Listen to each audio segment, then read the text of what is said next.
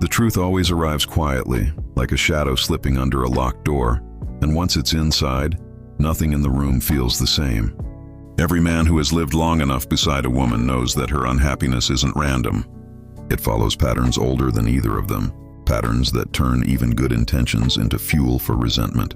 The moment a man stops taking her moods personally, the fog begins to lift, and the story of their life together starts to make sense in a way it never did before. Most men spend years believing they can fix the storm she carries inside.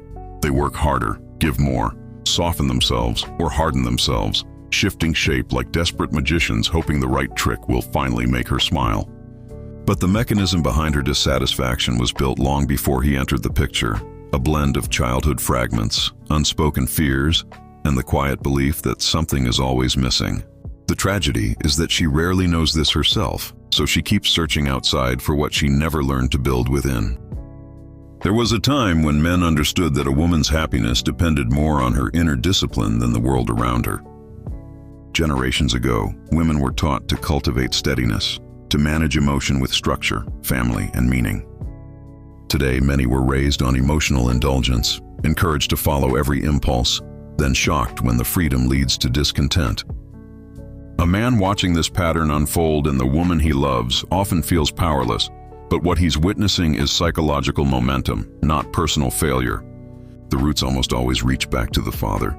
A girl who grew up with absence, physical or emotional, learned early that masculine constancy is unreliable, so she enters adulthood expecting disappointment. Even when a good man shows up steady and committed, she interprets steadiness as boredom and calm as neglect. It's easier for her to criticize him than confront the ache created decades before they met. He becomes the stand-in for a wound he didn't cause. Worse, she often absorbed her mother's emotional script without realizing it. If the mother lived in a permanent state of dissatisfaction, complaining about life, marriage, money, or the father, then unhappiness feels like the correct setting for a woman. So the daughter becomes the echo of a life she never chose. A man can sense this but rarely knows how to articulate it. The woman beside him is replaying someone else's story with him as the unfortunate supporting actor. The world she grew up in didn't help.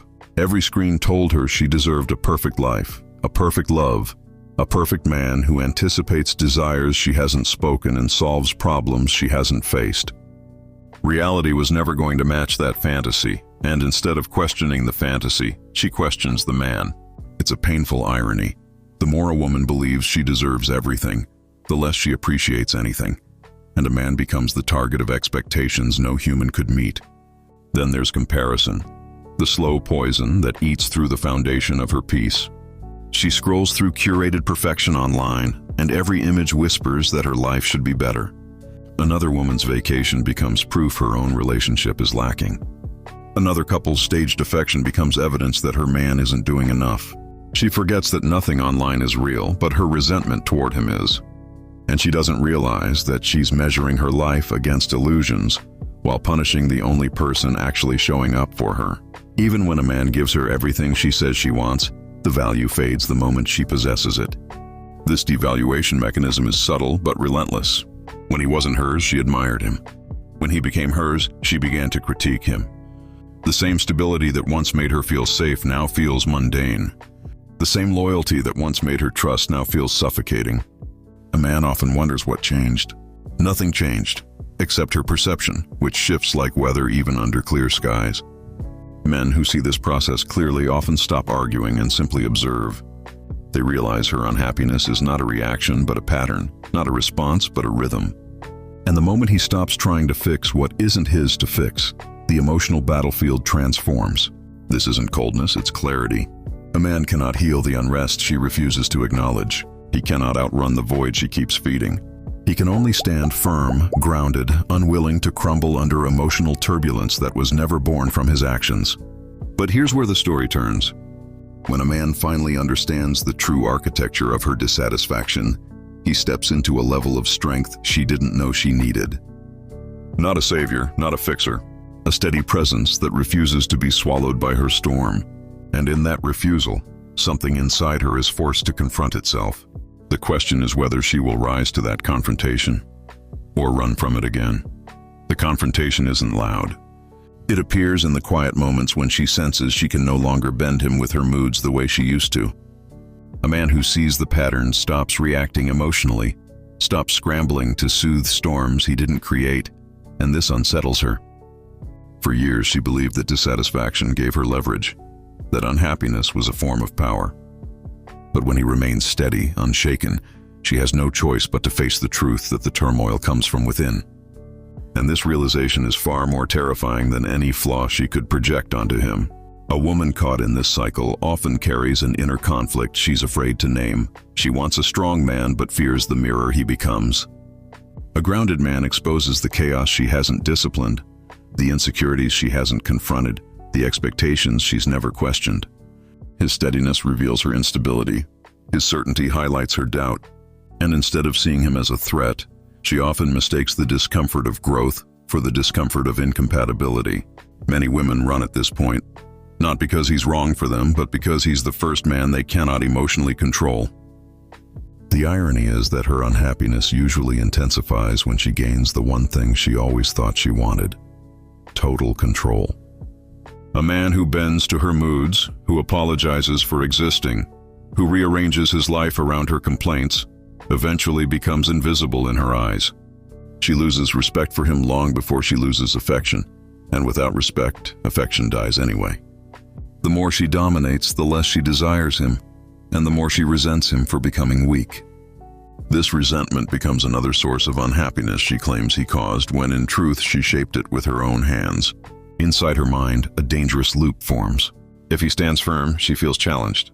If he gives in, she feels contempt. She oscillates between wanting leadership and wanting control, but the two cannot coexist.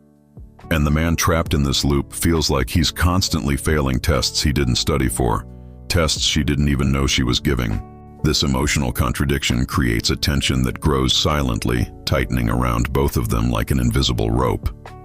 She doesn't want to admit that what she calls unhappiness is often indecision about the type of man she actually respects. The truth is, a woman raised in modern culture often confuses emotional intensity with emotional truth.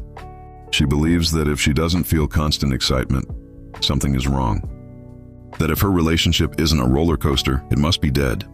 So when she meets a good man who brings stability instead of chaos, her nervous system, shaped by childhood instability or social conditioning, interprets calm as danger.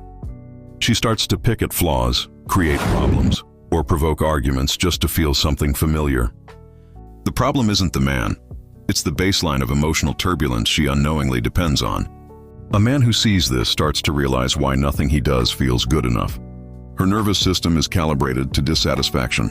Peace feels unnatural. Contentment feels suspicious. Happiness feels temporary, so she destroys it before it can disappear. It's not intentional malice, it's emotional conditioning. But knowing this doesn't make it easier for the man who's giving his all only to be rewarded with criticism.